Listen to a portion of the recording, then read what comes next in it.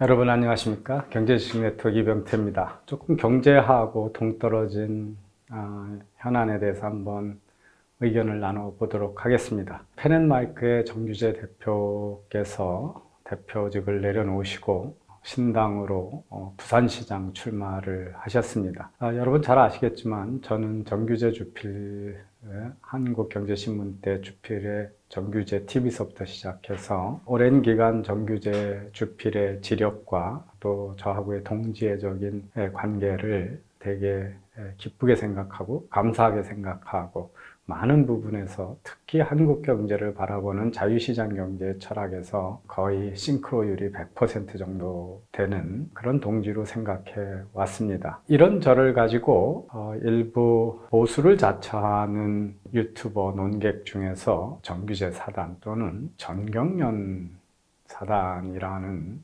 묶음으로 비난을 하는 그런 방송도 제가 본 적이 있습니다. 더 직설적으로 얘기하면 미디어워치의 변희재 대표가 그런 막말을 일삼고 있는데요. 어떤 사람들을 묶어서 독립적인 사고의 개인으로 보지 않고 집단 또는 누구한테 휘둘리는 노예적인 인간으로 보는 것들은 늘 좌파들이 해왔던 인신공격 방법입니다. 도대체 전경련 사단이라는 말하고 삼성 장학생이라는 말하고 뭐가 다른가요? 같은 얘기죠. 아무 근거 없이 삼성이 특혜를 줬기 때문에 무조건 삼성 편을 든다라고 하면서 그 사람이 말하는 내용은 보지 않고 사람을 인격적으로 살해하려고 했던 그 좌파적인 수법을 지금 변희재라는 인간이 우파의 지식인들에 대해서 그런 용어를 쓰는 것에 대해서 저는 상당한 불쾌감과 우려를 갖고 있었습니다. 그 이야기는 중요한 이야기는 아니고요. 이번에 정규재 대표가 부산시장을 나가시는 변이 우선은 지금 국힘당으로는 안 된다는 거죠. 망했는데 망한지 모르는 좀비 정당이기 때문에 야권의 대폭파를 내부로부터 폭파 또는 개혁을 일으키기 위해서 무모한 시도를 하시겠다는 뜻인 것 같습니다. 저와 정규재 주필이 정치적인 행로를 같이 할 이유도 없고 같이 하지도 않습니다. 단지 여기서 꼭 말씀드리고 싶은 것은 정규재 주필의 그 과감한 그리고 충정에 의한 용기만은 저는 존경의 뜻으로 바라보고 있습니다. 저는 한국에서 과연 제3정당이 새로운 정치, 제3정당이 기회가 있느냐는 면에서는 크게 의견을 달리합니다. 진영 싸움이 격화되면 제3당들의 여지는 점점 좁아지죠. 그래서 지난 총선에도 그 광화문 집회 등을 통해서 많은 사회적으로 주목을 받았던 신당들, 제3정당들, 그게 자유공화당이 됐든 자유기독당이 됐든 다들 기대한 만큼의 득표를 하지 못했습니다. 그 이유는 진영 대결이 치열해지면 사표 방지 심리 때문에 제3당한테 표를 줄 수 있는 여지가 줄어들기 때문입니다. 그래서 지금 지난 탄핵 이후로 4년간 우리나라는 극도의 진영 싸움을 계속해 오고 있는 실정이기 때문에 새로운 정치, 제3의 정치 영역이 있을 거라고는 저는 기대하지 않습니다. 그렇다면 정규재 대표가 하는 이 실험이 어떤 과정을 거쳐야 될까를 생각해 보면 지금 국힘당에 무력한 것에 자극을 주고 경쟁을 하다가 어느 순간에는 후보 단일화로 민주당에 대항하는 하나의 세력이 돼야지 국힘당은 안 된다 그랬을 때 국힘당을 없애버리고 국민의 심판을 받아서 그것도 민주당을 이길 수 있는 가능성은 저는 없다고 봅니다. 그래서 그런 의미에서 국힘당은 안 된다라고 하는 퇴로를 막는 그런 전략은 저는 현명하지 않다고 생각을 합니다. 단지 제가 여기서 말씀드리고 싶은 것은 국힘당이 좀비 정당인가 아닌가 하는 점입니다. 아마 좀비는 아니고 그 경상도 일부의 기득권을 계속 누릴 수 있는 정당인 건 같습니다. 그런데 정권을 가져올 의사가 있는 정당이냐라는 관점에서는 틀림없이 좀비 정당입니다. 저는 혹시 보수 집권에 조금이라도 도움이 될까 해서 사실은 한국당 시절 그리고 통합당이 만들어지는 초기에 지지 의사를 발표한 적이 있고 여러 가지로 관여했던 적이 있습니다. 탄핵 이후에 이루어졌던 대선에서 한국당은 크게 졌습니다. 홍준표 대표 크게 실패했죠. 그 이후에 지방자치단체장 선거에서는 더 크게 패했습니다. 서울의 거의 모든 구청장을 다 민주당한테 내줬고 시도지사도 경상도를 빼놓고는 다 내주었습니다. 통상적인 정당이라면 선거에 연속 패배하면 다음 선거를 위해서 여러 가지 대안을 준비해야 하는 게 정상입니다. 그런데 한국당을 뛰쳐나갔던 미래당, 그리고 안철수 세력, 그리고 태극기 집회를 대표했던 여러 가지 세력을 하나로 묶거나 또는 새로운 정치 지도자, 후보를 배출하는 노력을 전혀 하지 않았습니다. 지난 총선은 이미 언제 이루어진다라고 하는 일정이 다 있었음에도 불구하고 연속되는 선거에 패배하고는 지난 수십 년 동안 써왔던 실패한 전략, 비상대책위원장 만들어서 혁신이 굴려서 하는 그런 쇼만 하다가 하나의 정치 후보자들도 제대로 양성하지 못하고 세력을 단합하지도 못하고 선거 한 달도 안 남겨놓고 통합당이라고 하는 완전히 번갯불에 콩 꺼 먹는 식의 정당을 만들었습니다.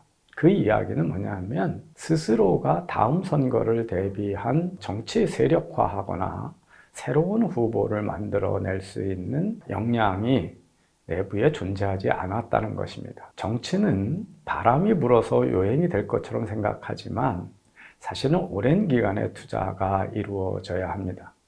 미국에서 지금 대선 끝나고 크게 논란이 되고 있는 게 조지아주가 바이든이 이겼다라고 하는 겁니다. 그 조지아주를 바이든이 이기게 만들었던 민주당의 조지아주 운동가가 주목을 받고 있습니다. 그는 2004년에 대선 후보로 민주당에 나왔다 실패한 후에 조지아가 워낙 공화당이 강한 지역이니까 주지사고 모두 다 공화당 사람들이고 선관위도 그쪽에서 관리를 합니다. 그러니까 공화당의 지지를 계속 유지하기 위해서 흑인들의 선거 참여를 독려하지 않는 또는 선거 참여를 어렵게 하는 그런 전략들을 써오는 것에 대항해서 풀뿌리 조직화하고 사전선거 등록을 해서 투표 참여하는 조직화를 2004년부터 지금까지 해서 그 결과가 이번 선거에 나타났다라고 하는 것입니다. 그런 투자가 있어야 이길 수 있는데 지금 지난 총선 앞에도 말씀드린 대로 한 달 전까지 이렇다 할 준비도 안 돼 있었고 그래서 황교안 대표가 당대표가 돼서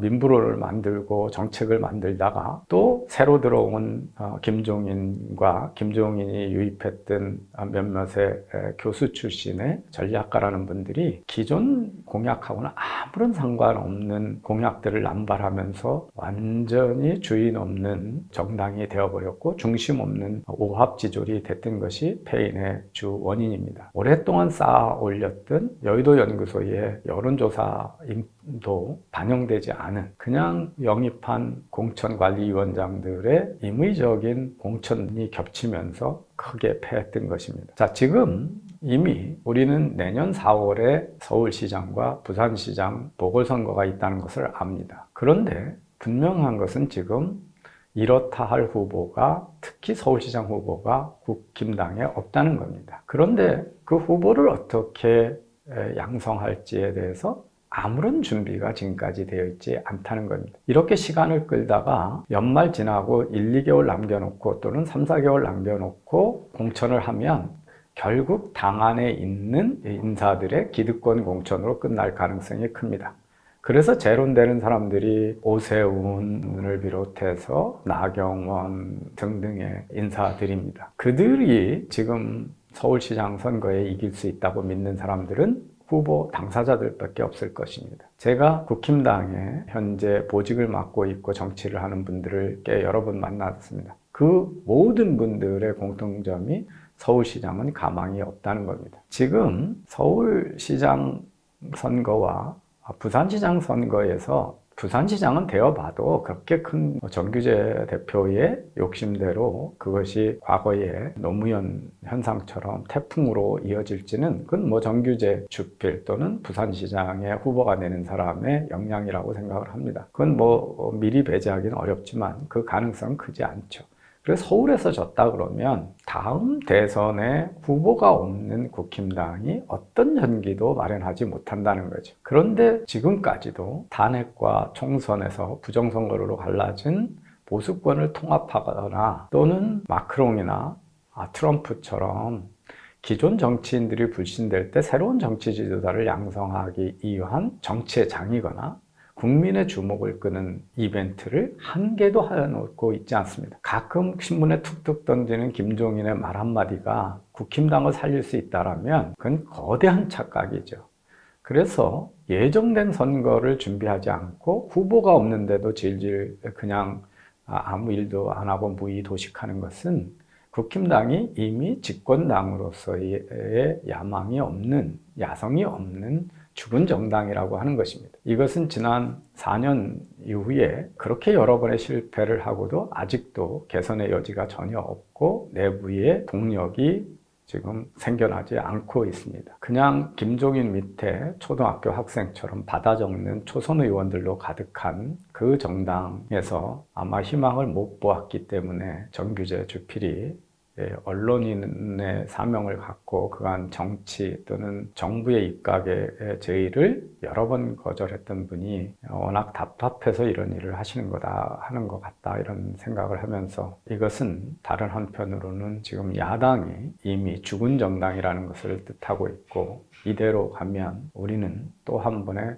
거대한 좌절, 그저 선거 때면 그들을 지지해주는 당연한 공깃돌로 취급받고 정권은 가져오지 못하는 그런 상태가 지속되고 있다고 하는 점에서 매우 슬프고 우울한 현실을 반영하는 전개다 이렇게 말씀드릴 수 있습니다. 부디 정규재 주필 제가 좋아하는 지식인으로서 승리를 기원합니다. 하지만 꼭 야권의 힘을 모아서 하나의 후보로 국민 후보가 되시는 전략, 국힘당하고 갈라서 싸워서 이기겠다는 그런 최종 결정은 이루어지지 않기를 간절히 기대합니다. 감사합니다.